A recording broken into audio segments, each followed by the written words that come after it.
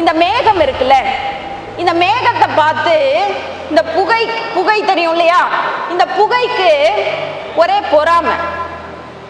ஏன், என்ன மாதிரி தான் வெள்ளையா இந்த மேகமும் இருக்கு, என்ன மாதிரி தான் அப்படியே கலைந்து போகுது, அப்புறம் ஏன் இந்த மேகத்தை நம்மளை விட மேகம் உயர்வா இருக்கு அப்படின்னு இந்த புகை ஒரு நாள் சிந்திக்குது.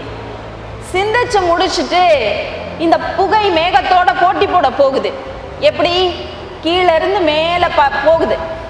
இந்த மேகத்தை போய் அடைஞ்சதுக்கு அப்புறம் இந்த புகை மேகத்தை பார்த்து சொல்லுது, ஏங்க பார், உன்ன மாதிரி நானும் வெள்ளையா இருக்கேன், உன்ன மாதிரி நானும் உயரமா பறக்க ஆரம்பிச்சிட்டேன், இனி நீயும் நானும் ஒன்று தானே அப்படின்னு ஆணவத்தோட பேசு. அப்ப இந்த மேகம் எந்த பதிலுமே சொல்லாம அமைதியா இருந்துச்சான்.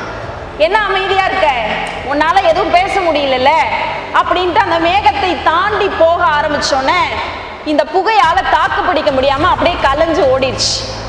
ஓடிக்கிட்டு இருக்கிறப்போ இந்த மேகம் என்ன பண்ணுது, மழையாக மாறி கீழே வருகிறது.